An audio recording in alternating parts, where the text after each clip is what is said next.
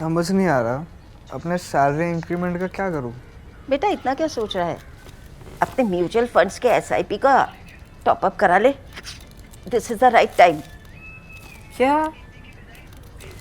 समझ में नहीं आया। बेटा इतना क्या सोच रहा है? अपने म्यूचुअल फंड्स का एसआईपी टॉपअप करा ले। This is the right time. अब समझा।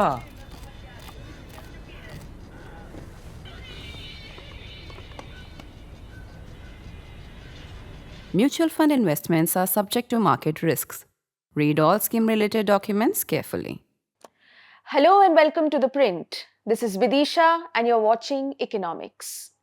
Let me start with a simple question. If you owned something valuable and limited, would you sell it today or wait for a better price tomorrow? In economics, this question has a very precise answer. It comes from a principle called Hoteling's rule.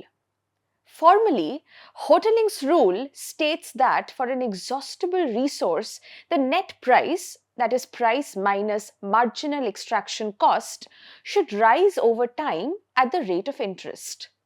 This ensures that a producer is indifferent between extracting today and extracting in the future. To put it in simple words, oil in the ground behaves like an asset.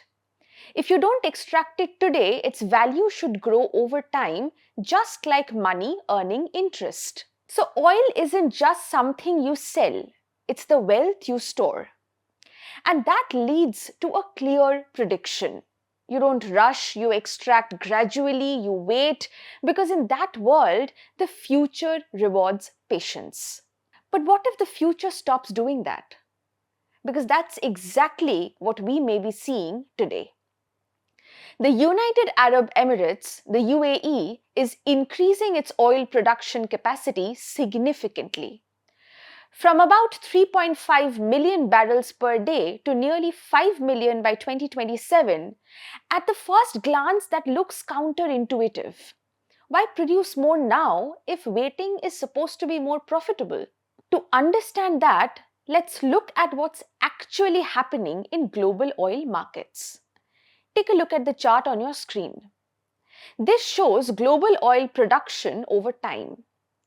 If the traditional logic held, you would expect production to gradually decline.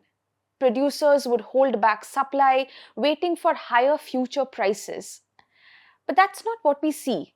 Instead, global production has steadily increased from around 75 million barrels per day in 2000 to over 100 million barrels per day today.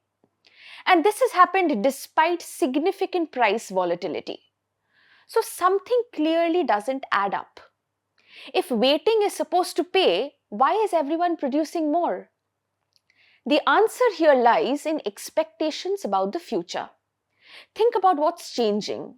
Electric vehicles are expanding, renewable energy is becoming cheaper, climate policies are tightening, oil demand hasn't disappeared, but its long-term trajectory has become clearly uncertain. And that uncertainty changes everything. Because now, the risk is not that oil becomes more valuable, but that it stops becoming more valuable. And once that happens, the logic of waiting breaks down. Keeping oil underground is no longer a safe bet. So the UAE strategy begins to look quite rational. It has invested heavily around $150 billion to expand production capacity, but within OPEC, production is often constrained. So why build capacity if you're not going to use it? Because the priority is shifting from waiting for better prices to selling more sooner. And there's another layer. Oil markets are competitive. If one producer increases output, others risk losing market share. So what starts as one country's decision can quickly become a broader trend. The sequence is quite clear. Demand becomes uncertain, future prices look less promising, producers feel pressure to use the capacity, and competition reinforces early extraction. The system moves from conserving oil to accelerating its monetization. If more producers follow this path, global supply could remain high even as demand growth slows.